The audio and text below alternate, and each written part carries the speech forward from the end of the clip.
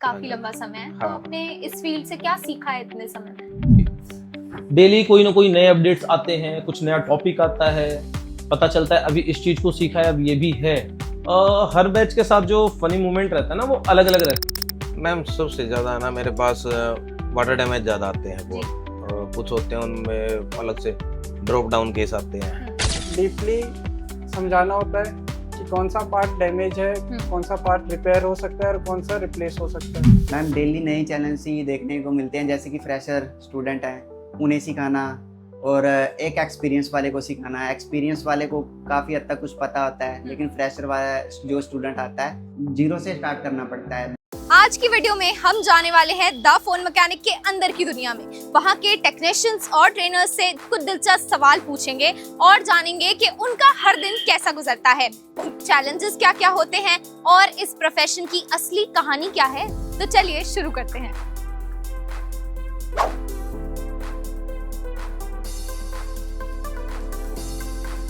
आपका नाम और आप यहाँ पे किस चीज़ के ट्रेनर हैं? मैम मेरा नाम लवप्रीत सिंह है, मैं आईफोन का ट्रेनर हूँ। मेरा नाम ब्रजेश, मैं यहाँ पे आप सभी को एंड्रॉयड पढ़ाता हूँ। तो आपको इस फील्ड में कितने साल का एक्सपीरियंस है सर? 5 साल प्लस का एक्सपीरियंस है मैम मुझे। जी। एक्सपीरियंस जो है इस फील्ड में वो हमको अभी 6 साल प्लस हो चुके हैं। तो आपने इतने सालों में इस फील्ड के बारे में क्या सीखा? हर दिन कुछ नया ही टेक्नोलॉजी अपडेट हो जाती है, तो हमें डेली ही सीखना पड़ता है और 5 साल से लगातार हम सीख ही रहे हैं इस फील्ड। फील्ड से रही बात सीखने की, तो ये फील्ड ना एक चीज हमें समझ में आया इतने सालों में कि ये सागर है, कोई था नहीं है इसकी। डेली कोई ना कोई नए अपडेट्स आते हैं, कुछ नया टॉपिक आता है, पता चलता है अभी इस चीज को सीखा है, अब ये भी है। तो जो बच्चों को पढ़ाना होता है ना, तो ये लगता है कि हाँ डेली कुछ ना कुछ नया इनको भी सिखाना है और उसके लिए खुद भी प्रिपेयर होना पड़ेगा। एक ट्रेनर के रूप में आपके सबसे बड़े डेली चैलेंजेस क्या होते हैं जो आप क्लास में आकर फेस करते हो? मैम डेली नए चैलेंज ही देखने को मिलते हैं, जैसे कि फ्रेशर स्टूडेंट हैं उन्हें सिखाना और एक एक्सपीरियंस वाले को सिखाना। एक्सपीरियंस वाले को काफ़ी हद तक कुछ पता होता है, लेकिन फ्रेशर वाला जो स्टूडेंट आता है जीरो से स्टार्ट करना पड़ता है। बिट मैप समझाना, प्रैक्टिकल समझाना और उसके बाद उसे थ्योरी समझाना, तो काफ़ी ये चैलेंज फेस करने पड़ते हैं। ट्रेनर के रूप में जो चैलेंजेस हैं, हर दिन ना एक अपना अलग अलग सा माहौल है। पता चलता है फर्स्ट डे का जो माहौल है वो अलग है, वहाँ बच्चे आए हैं, उनके मन में डाउट है, सर क्या बताएंगे, कैसे समझाएंगे, क्लासेस कैसे चलेंगी। ठीक, अब कोई बच्चा आया, सर मेरा ना ये डाउट है, क्या माइक्रोस्कोप नहीं कर पा रहे हैं, ठीक, एसएमडी नहीं चल रही है, हीट नहीं समझ में आ रहा है। कुछ दिन आगे बढ़ा तो पता चला कि उसका एक और नया डाउट आ गया, जो टॉपिक चल रहा है, सर इसमें ना ये नहीं समझ में आ रहा है। तो हर दिन का एक अपना अलग ही अनुभव है। तो सर स्टूडेंट्स एडमिशन के बाद या क्लास में सबसे ज्यादा किस बात को लेकर डाउट्स पूछते हैं? कोई ऐसा टॉपिक जिस पे डाउट्स आते ही आते हैं? मैम सबसे ज़्यादा तो डाउट नेटवर्क सेक्शन में आते हैं, लेकिन स्टार्टिंग जिस दिन पहले दिन हमारे पास स्टूडेंट आता है तो पहले दिन ही उनके काफ़ी डाउट होते हैं, जैसे माइक्रोस्कोप ऑपरेट करना, डीसी ऑपरेट करना, एसएमडी ऑपरेट करना। तो डेली सीखते हैं और डेली सीखने के बाद ही उनके डाउट बनते रहते हैं, तो वो डाउट हमें डेली फेस करने पड़ते हैं और उन्हें क्लियर करना। तो कोर्स के फर्स्ट डे और लास्ट डे अगर स्टूडेंट आप उससे मिलते हो तो डिफरेंस क्या होता है सबसे बड़ा? फर्स्ट डे में ना, मतलब बच्चा जब आता है तो थोड़ा सा सहमा सा, एक साइड में से क्वेश्चन मार्क सा लेके कि यार क्या ही होगा। फिर धीरे धीरे जब वो साथ में रहता है, पढ़ता है, समझता है एक एक चीज़, तो थोड़ा माहौल भी फ्रेंडली होता है हमारे और स्टूडेंट के बीच में। तो लास्ट डे तक उनकी जो फीलिंग रहती है, जो उनका माहौल रहता है ना कि हाँ ठीक है सर, अब तो सब बढ़िया बढ़िया है, कॉन्फिडेंस आ जाता है एकदम। तो सर जो स्टूडेंट्स पहले से रिपेयरिंग जानते हैं, उन्हें एक्सपीरियंस है 3-4 सालों का या ज़्यादा सालों का, उन्हें ट्रेन करना कितना अलग होता है किसी फ्रेशर स्टूडेंट से? उन्हें ट्रेन करना मैम आसान भी होता है, लेकिन कई बार वो जैसे हम स्टार्टिंग से बेसिक से स्टार्ट करते हैं तो उनका क्वेश्चन यही रहता है, मेरे को तो ये पता है, तो लेकिन हमें तो सबको इक्वल लेके चलना पड़ता है, तो उन्हें काफ़ी जल्दी भी समझ में आ जाता है, लेकिन उनके क्वेश्चन ये रहता है, सर ये तो हमें पता है, कुछ और कराओ। तो आप जैसे द फोन मैकेनिक में ट्रेनर हैं, तो आप यहाँ पे अपनी रिस्पॉन्सिबिलिटी, जिम्मेदारी क्या मानते हैं? मैम काफ़ी बिजी शेड्यूल रहता है हमारा, जैसे सुबह 3 घंटे थ्योरी चलती है, उसके बाद लंच, उसके बाद प्रैक्टिकल, शाम को 7-8 बजे तक हमारा प्रैक्टिकल ही चलता रहता है। तो कई बार तो एवरेज सा दिन जाता है, भाई अच्छा, कई बार फनी मोमेंट होते हैं, लेकिन कई बार क्या गुस्सा भी आता है, चलो छोड़ो आज कुछ नहीं चलेगा, तो ऐसे डेली चलता रहता है हमारा। ट्रेनर का ना एक ही रिस्पॉन्सिबिलिटी है कि आपको जो भी आता है ना वो आप सामने वाले को हैंड ओवर कर दो। मतलब जो स्टूडेंट आ रहे हैं ना, आप उन्हें सब चीज बताओ। आप अपना 100 दे रहे हो ना, तो वो आपका 35-45 लेके जाएगा।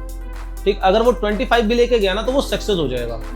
तो यहाँ जो एक रिस्पॉन्स है ना कि उनको समझाना, अब क्या पता चलता है कुछ समझा रहे हैं तो उसके लिए हमें एक अलग एग्जाम्पल यूज करना पड़ता है। उसका कोई टॉपिक ही नहीं है वहां पे उस एग्जाम्पल का, पर उनके पास रखना पड़ता है कि हाँ आपको ना इस चीज से आप उसको रिलेट करो, तो क्या पता आपको समझ में आ जाए कि हाँ मैं समझाना क्या चाह रहा हूँ। तो सर स्टूडेंट्स की तरफ से मिला कोई ऐसा फनी फीडबैक या फिर बैच में कोई फनी मोमेंट हुआ हो, वो शेयर करो। हर बैच के साथ जो फनी मोमेंट रहता है ना, वो अलग अलग रहता है। जैसे अभी इस बैच को मैं जब लेके करोल बाग गया था, तो वहाँ पे हंसी मजाक होना और उनको जो समझाना, वहाँ पे बच्चे ना कई बार ऐसे टोन मारते हैं किसी मार्केट में, सर ये ऐसा है क्या, तो वो सब एक ना अपने लिए यादगार बन जाता है। और कई बार होता है कि हाँ छुट्टी के टाइम में ना, जैसे जिस दिन वीक ऑफ है, बच्चों के साथ दिल्ली में कहीं घूमने चले गए, चलो यार चलते हैं, ठीक, तो वो एक ऐसा रहता है हाँ यार इस बैच के साथ ना यहाँ पे घूमने गए थे, ठीक।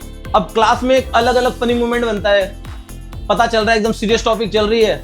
अब हर बैच में ना एक बच्चा ऐसा होता है, मतलब वो उसको टॉपिक से मतलब नहीं है, उसको सिर्फ मतलब है कि मैं यहाँ पे कौन सा पंच लाइन रख दूं, एक जोक रख दूं बढ़िया सा। अब पता चल रहा है सीरियस टॉपिक चल रहा है, वो पीछे से कोई एक ऐसा कमेंट कर दिया, अब हो गया टॉपिक खत्म, वहां पे हंसना स्टार्ट हो जाता है।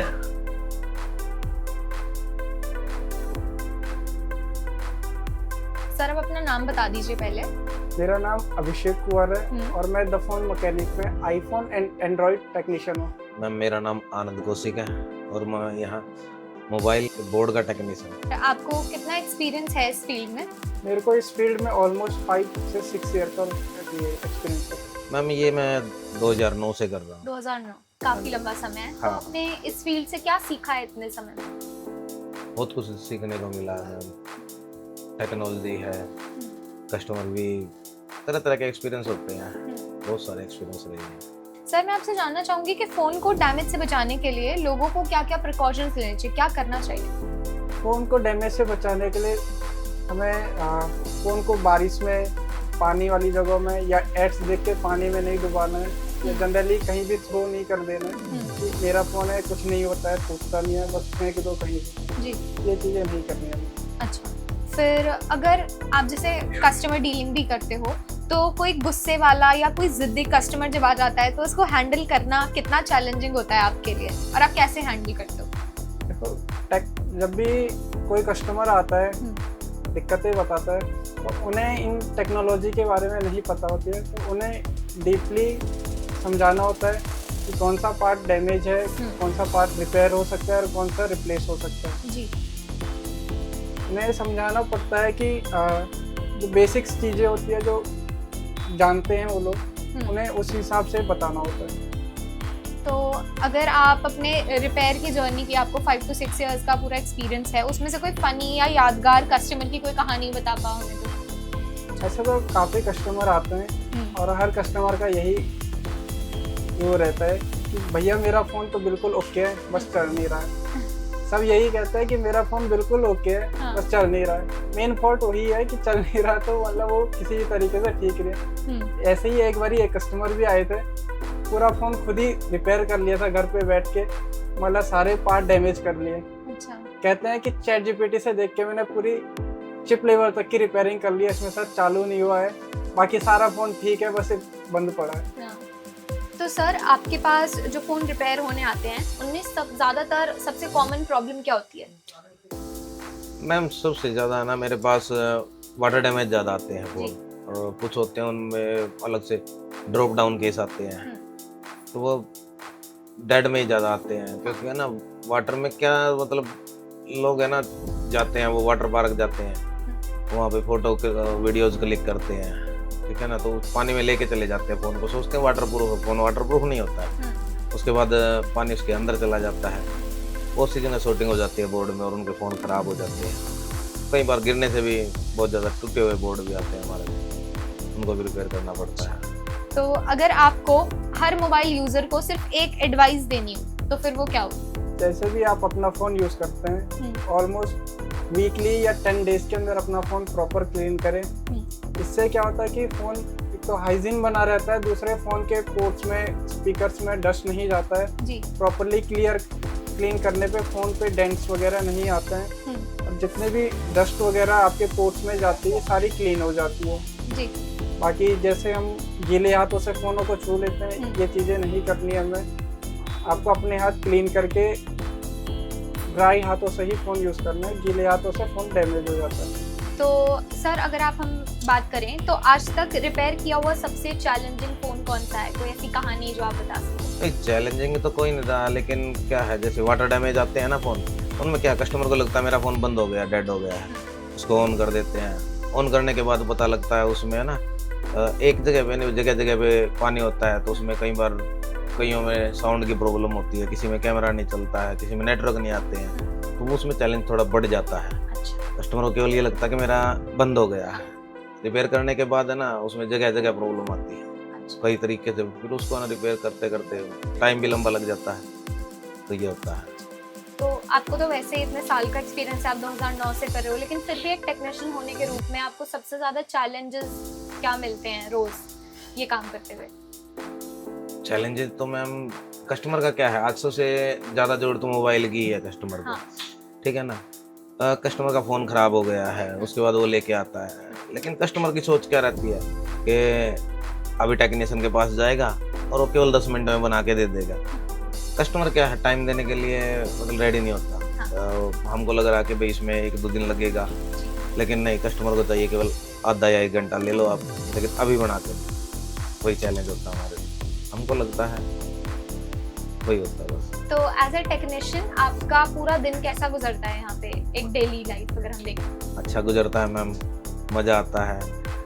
अलग अलग प्रॉब्लम आती है, उनको डायग्नोस करने में, रिपेयर करने में, फिर कस्टमर के साथ भी बातें होती हैं, तरह तरह के कस्टमर आते हैं, तरह तरह की बातें होती हैं, मज़ा आता है।